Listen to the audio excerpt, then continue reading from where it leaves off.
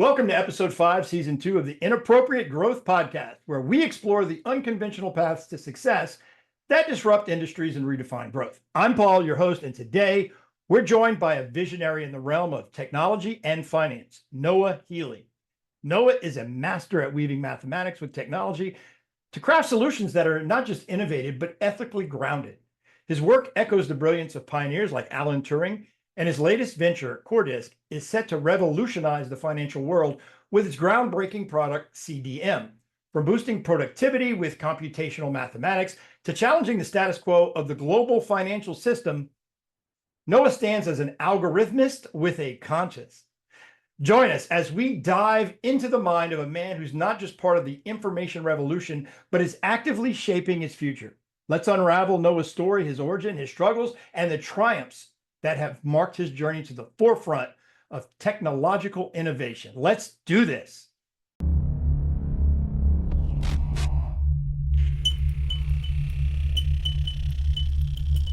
Welcome to Inappropriate Growth, the podcast where we get real about the grind behind the glory. I'm Paul, your host, and I'm here to take you on a journey through the untold stories of business triumphs. We might raise some eyebrows, but it's all about the hustle and we don't fit the mold. Here we're talking about the kind of effort that doesn't just push the envelope, it shreds it to pieces. We're building a community where the norm is to defy norms. So buckle up, because we're diving deep into the beginnings that were anything but humble, the times when giving up seemed like the only option. We'll also dig into all of those wild, insane, and out-of-the-box strategies that led to massive growth. From growth hacks to best practices, this podcast will be fast, furious, and should be a whole lot of fun. Join us as we redefine what it means to grow and turn business growth into an art form. Welcome to Inappropriate Growth.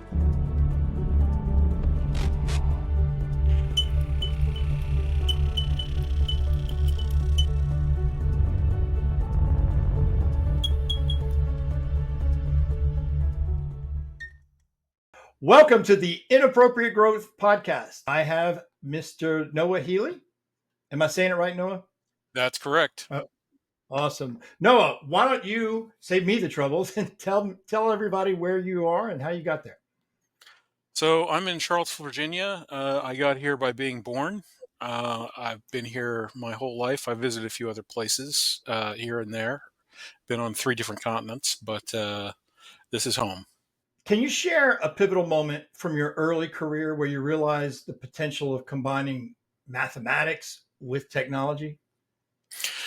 Well, I guess one of the first ones was fairly early on with the first company I got into out of college.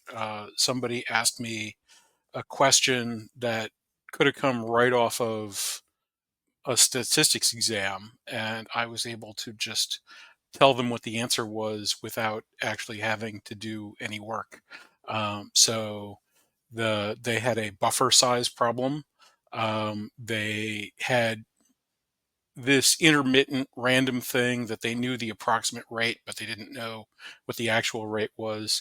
It turns out that belongs to a class of things called Poisson processes if certain assumptions are met, and I checked and they were.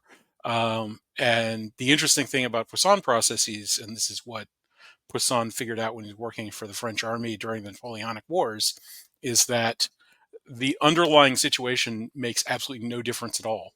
So whether it was soldiers being kicked by mules, which is what he was checking, or messages coming in to a website, which is what we were concerned with, the only thing that matters is the parameter size, and the distribution is exactly the same in every situation.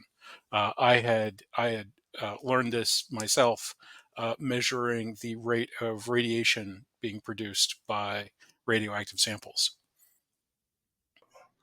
What was the most challenging projects you undertook, and how did you navigate through it? Well, the one I'm on right now is the most challenging, but every project has its own algorithmic problems and problems, sort of sociological problems, if you will. I'm a little bit better with the algorithms and a little bit worse with the sociology.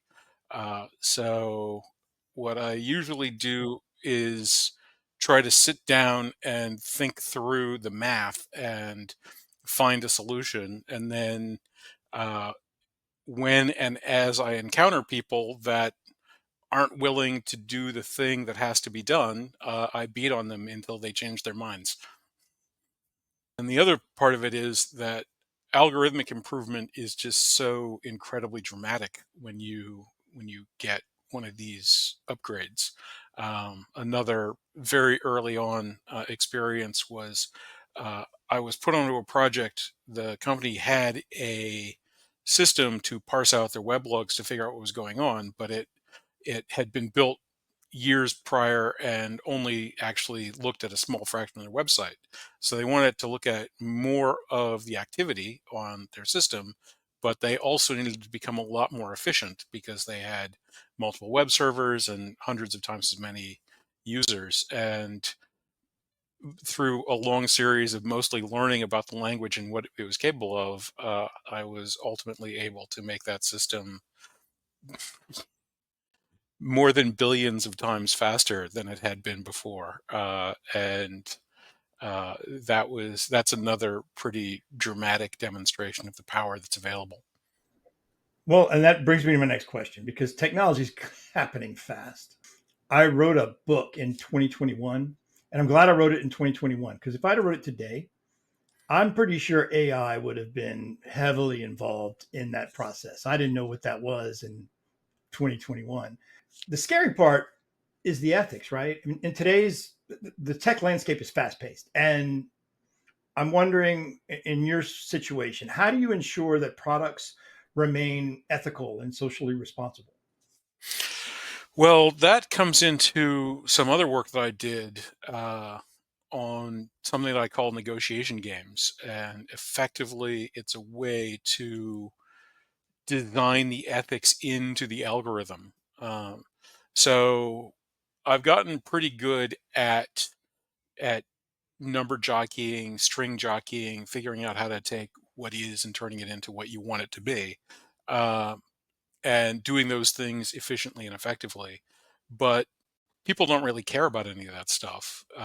And a number of companies I worked at involved people making decisions that were either fatal for the company or just incredibly expensive and wasteful for the company, because they weren't looking at the numbers and weren't aware of the information. And so uh, I started thinking about what's involved in communicating on networks and coming to consensus where the machines could communicate with us in ways that were actually helpful and not just ego stroking. And because intent and ethics and so on are all things that you can describe and information quantities of their own, they are also the proper subject of a computational system. And so you can quantify these things to a computer system. And once you've figured out how to quantify it, then uh, my enormous bag of tricks for how to make information from its current format into a useful format comes to bear, and then you can make systems that will stabilize themselves, provide useful information, and so on. I did a little research. Alan Turing, and I hope I'm not butchering his name. His work has clearly influenced you. How do you see his work or his legacy reflected in your current projects? Well, Turing really broke mathematics in a foundational way that math has to some extent recovered from, but the rest of us haven't really gotten into yet. And so for me, I see what he what he was getting at as a very deep rewriting of humans' relationship to our own imagination and thought and communication. And the development of the idea of a machine that would be capable of operating out of our imaginations and thoughts and desires. Um, that's to me his major contribution, and working out how to use those machines in ways that actually help us rather than just kind of sitting around and looking pretty, which is quite frankly the primary focus for pretty much the entire history of these devices. Uh, to me is what continues on. Just the incredible brilliance of Alan Turing. Switch gears. I want to talk about CDM and the impact. I read that CDM's potential has the potential to reorder the global financial system. What are the immediate changes you anticipate in commodity trading, for example? Well, adopting CDM for commodity trading lowers the transaction costs by an enormous amount. Right now, according to U.S. government figures, approximately $1 in every six that is spent to acquire commodity product through, commodified marketplaces is absorbed before it actually goes to the producer of that product. Uh, and the margins of those businesses are in the 10 to 15% range, which means that cutting that that transaction cost just in half would be a 50 to 80% improvement in the profit margins of millions of businesses across the country and around the world.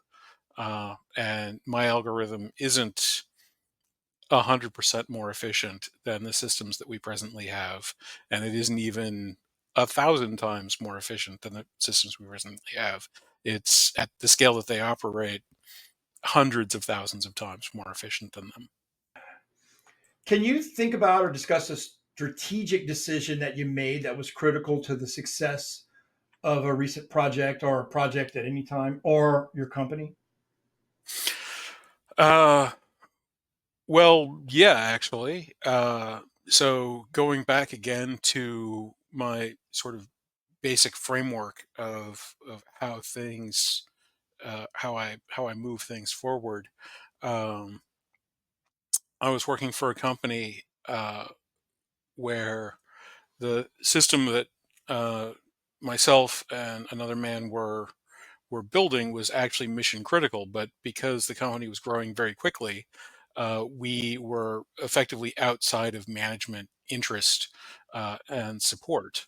Um, we were a conduit rather than sort of a primary creation node, and so management was much more interested in the production of content, but the content had to go through a system like ours in order to be legally viable.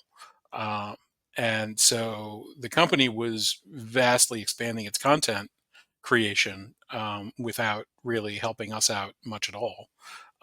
So I put together this notion of how we could eventually create an automated scaling system to do what we were doing, uh, and and effectively just um, carried out the work. But as we got overrun, every time the system actually got to crisis and management was actually willing to make a decision, then they would be given the next step is like, okay, if you want to fix the problem you're having now, you can approve step the next in the strategic plan.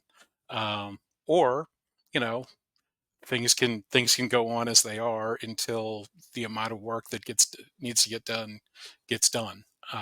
And so that project wound up taking longer than it really should have, but in an environment that was extremely conservative and didn't want to change any aspect of the business.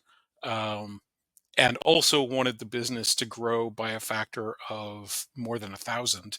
Um, Something had to give, and you know, uh, everybody wants things to be better. Nobody wants things to be different. And so I was able to sort of That's deep. That's a deep sentence.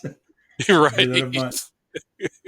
In just a whole entrepreneurial mindset, did you prefer that limited management oversight? I mean, I know it slowed down your progress or governed your success, but did you prefer that, or would you have preferred to have the attention? There are definitely benefits of limited oversight when micromanagement isn't present. So I've been in situations that didn't last very long because management was very opinionated about exactly how systems should be built and how they should function, and their opinions sadly didn't reflect reality. And so I was in one situation where uh, my boss, and by boss I mean the guy who owned the company. So he was really technically like 3 or 4 layers up from me, but he was out of the technical staff thing.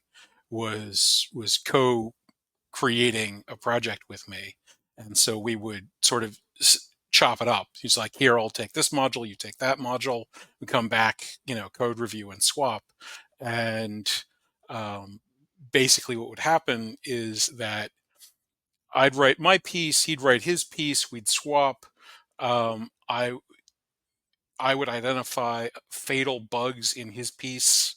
Like he was a very something called test driven development. He was very big on that and went hard, but his tests weren't broad enough to actually cover the cases that were required. So I would basically have to rewrite his piece, and we struggled through the entire way on that one. That job actually wound up lasting only about half a year, but I did write them the rough draft of their core piece of technology. So it wasn't all bad, but uh, room to live and breathe is valuable, particularly in selling CDM. Uh, that's quite the challenge because I'm selling something that most people aren't even aware is a choice that you can make. The existing market design is so universal and has been so universal for so long that it's actually one of the assumptions of the entire economics profession that they're perfect. And and the financial industry has accepted this as sort of their baseline ethical mantra, is that using these systems is what moral good is. And so it's very difficult to kind of break through that kind of shell, particularly with that engineering mind you're talking about, where I want to make honest statements, and honest statements have technical precision built into them. When we let just for clarification by listening, when we say CDM, So, so this is my acronym for Coordinated Discovery Markets, which is a system that I invented. It is a completely different way to engage in price discovery versus futures markets and forwards markets uh, and spot markets. It effectively combines all three of those things into one system that is more efficient from a computational and a cost uh, uh, system that would allow any given commodity to be traded with lower transaction costs for the producers and consumers, lower risk and higher return for the informed forecaster slash speculator class. The patent office has also been quite obstreperous. So the patent for this was applied for in 2016 when the full patent application went in. They said yes in 2019, and then my examiner's boss called my lawyer to tell him that they were probably going to ignore that yes, which they then did. When we asked them about it, they said, we need a couple months to figure out why we're doing this. We'll get back to you. They tried to claim that it was useless, uh, and that was an unsupportable assertion. So in 2021, they said yes again. 3 weeks later, they withdrew that yes.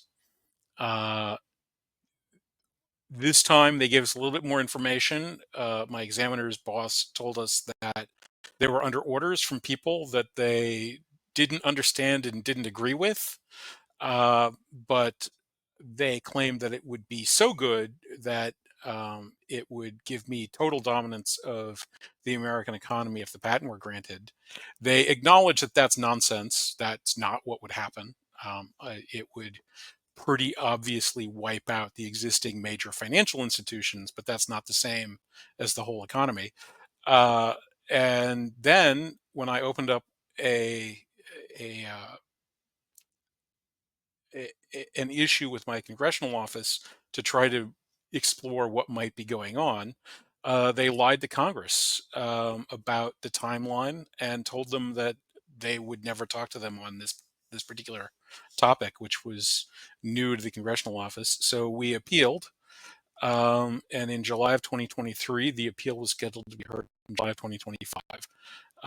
So I've got about a year now until they'll even try to defend this completely indefensible nonsense. That's one of the issues in going back to Turing and his legacy.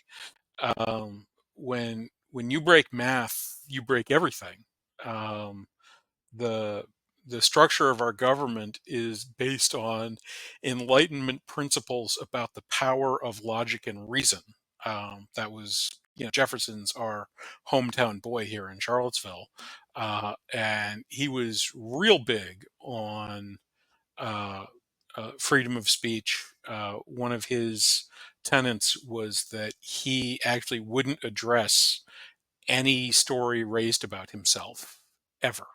um, he had a policy that he'd enumerated to numerous of his friends, is well documented, that he felt that the truth would always win in the end, and so you could just sort of put your head down, do the work, and no matter what anybody says about anything anyway, the noise will be noise and it will go away.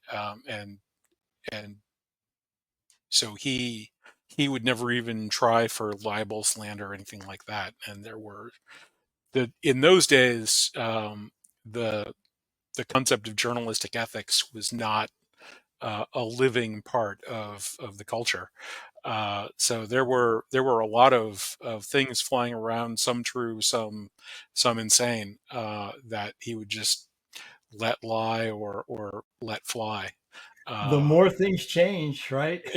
The more they right. say this. Everyone wants things to be better. No one wants things to be different. A wise man told me. Business analytics. I know you have a background in business analytics, and how has it shaped the way you develop and price your technology products? Does that help you, or are you even involved in that? Well, it does to some extent. So,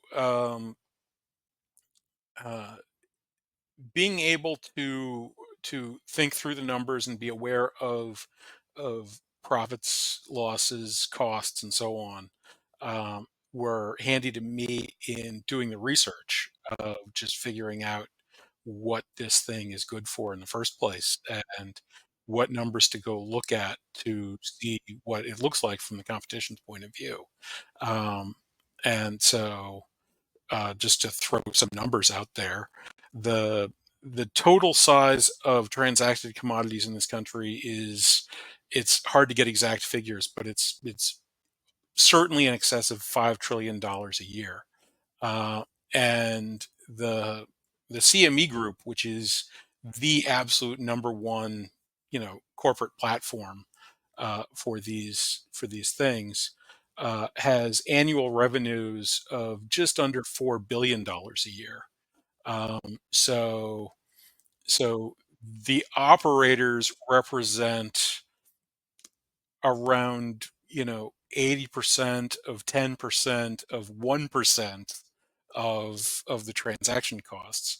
But we've got these figures back where the actual transaction costs are more like 16%.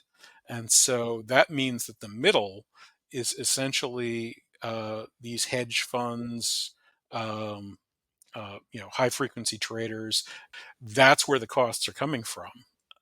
And that's a big amorphous group that's providing a sort of big amorphous service. Through a historical lens, it seems like whoever comes first doesn't necessarily cash in on the technology.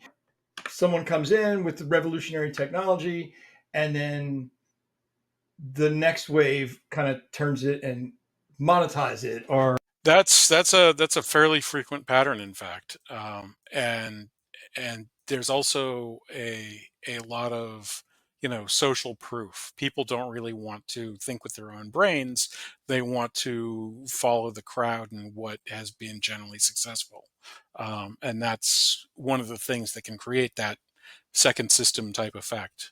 Um, the good news for me, as an individual at least, is that um, non monetization doesn't necessarily look all that bad for me personally.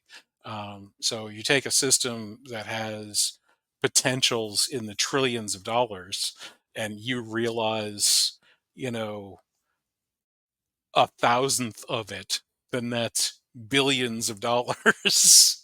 And if somebody else sort of waltzes in and gets the other 99.8% or something, well, that's fine. You're already doing very well. it's probably like the oil companies purchasing hydrogen patents, not because they want to further the technology, they want to put it on a shelf because the whole economy is based on the energy that they are producing the way they are producing it. That too can be an issue, and so that becomes another part of the challenge of breaking down this door and then breaking down the next door. I've got four different projects around the world that are trying to get set up, incorporating my technology, and I'm beating on the patent office, trying to get them to do their constitutional duty and follow the law. How do you envision the future of financial consulting evolving with yours and other advancements in technology? Because a lot's happened, but I think we've only seen the tip of the iceberg. Well, that's yeah, that's going to be a big deal, particularly the AI changes, the the ability to break through on the kinds of fronts that currently exist, uh, is only getting huger. I actually, there's a company I'm aware of locally. It's a father and son, and the son's in high school, but they've developed a an app that not only does futures trading but does algorithmic futures trading on an individual basis. So they have some support, and you can start putting together sophisticated future strategies, which then a a demon will run for you automatically. And so you can get alerts from your phone when you can tell it that when things get weird enough, you have to, have me come back in. And then when things aren't weird enough, I can just have my own little HFT in my pocket binging around. Um, think about the Wall Street bets phenomenon and what happened with Robinhood and GameStop and some of those other things. Imagine that for the futures market, where instead of being people deciding that they're going to be part of something, hundreds of thousands or millions of retail investors all having independent or coordinated HFT behaviors that are exploitable or exploiting going off. That's a kind of wild west that's coming out, and That's why Sarah Connor was prepping in the desert and putting all those guns and stuff. I say that CDM is really our only option, but there's other smart people in the world. Solve these problems at the foundational level and develop systems. If you come up with something, CDM, like I said, CDM is about 300,000 times more efficient than current markets. But if you get something that's 10 times more efficient and you can sell it, that's still hundreds of billions of dollars. And getting sold is more important than max efficiency. How's all this shaped your approach to leadership and innovation? Well, innovation hasn't changed much for me. For me, innovation is basically just problem solving, and the way I solve problems hasn't changed much since early childhood, as far as I can remember. Basically, I try to look at a problem until I can see it, and then once I can see the problem, I try to think about it until I can fix it, and then I do that. So that's sort of my cycle. Leadership. Um, I've always had a fairly jaundiced view of leadership. Um, I was I was always kind of a loner, and so as a salesman, you might be familiar with synergy, uh, and there's a famous test that salesmen actually do very well on. It's called the Arctic Survival Test, and it's this little kind of you know role playing exercise that they give students in college and in other contexts as part of team building. And it's this scenario where you're in an airplane that went down, and I think the pilot dies so that like you don't have a local resource, and you're you, but the scenario changes some things, and you get 25 items beyond like your clothing and stuff that you have to order in terms of importance. And it's stuff like a tarp and um, a bottle of rum and some other things, basically like rope and things like that. And you just have to give them each a value, 1 to 25, and you're graded. They got like Canadian search and rescue to grade out the 25 things. And the way the test works is you give it to a large room full of people, and you have everybody do it individually, and then you grab random teams and you have the teams do it again, and then you chart out everybody's score up on the board. And this demonstrates synergy, because what happens typically is that the teams outperform the people. The best person in the room doesn't do as well as the team they're part of. All the teams do better than any of the people, so even if you got a team that has a bunch of people with bad individual scores, their team scores is good. One interesting wrinkle is that the profession that experiences the most synergy, has the biggest upshift from individual to team score, is salesmen, actually. Um, Unfortunately, what can happen is what happened to me is that it can break. So I was in a group that this happened to as part of my early engineering training. Engineers don't actually do very well in terms of synergy, by the way. Speaking of like anti-sales people, but yes, but I got the highest score in the room. I Not just the highest individual score, I scored higher than every team in the room, including the team that I was on. Uh, and and what happened was, the reason it's Arctic survival is that it needs to be a task that basically nobody knows anything about. And by sheer coincidence, it turns out that I'd actually had a wilderness survival unit in my middle school English class, which is pretty non-standard, but I had a very non-standard education, as it turns out. So I got a really good score, not because I was some sort of expert on Arctic survival that was aware that I was an expert on Arctic survival, but because it turns out that I was kind of an expert on Arctic survival. And the team that I was assigned to had this guy who was from Colorado who was outdoorsy. He was like a hunter fisher type of dude. So he kind of knew about Arctic survival too. And so what our team did is that when we agreed, it did what we agreed, and we agreed on most things. But when we disagreed, the team went with whichever one of us turned out to be wrong. And so that's what happened. And so our team didn't do as well as us as a group. Um, and so that's that's where things get tricky basically is um, with leadership. uh, Obviously, if that room of people had been in that situation, as I know, having been able to look at the answers in the back of the book, our best choice would be for me to have taken a leadership position, because as it happens, I happen to know more about that situation than anybody else in the room.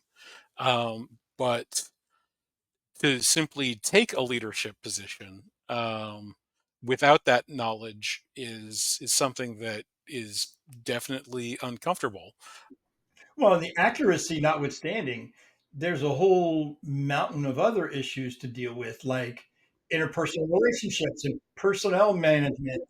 In a real situation, there's every next problem too, right? And so the fact that I can win this particular thing doesn't mean that I'm the right choice for the next particular thing. Michael Jordan would probably be a terrible basketball coach for that reason. He says, I expect everyone to work as hard as I do, and nobody does. That's virtually a quote. I've seen an interview with him I'm where he sure was I'm asked. butchering the quote, but he's definitely Okay. said that on record.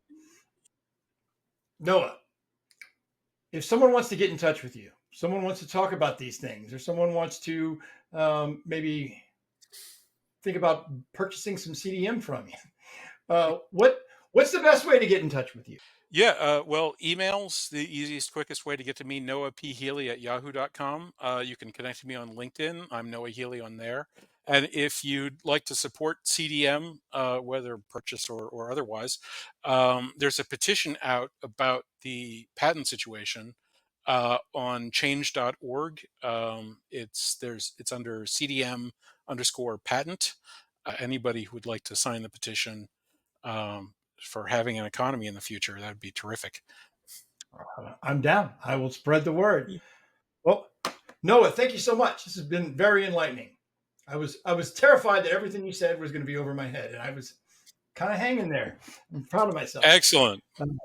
But thank you so much. And just for everybody listening, if you're going to grow, you're probably going to have to do something inappropriate. Thanks a lot.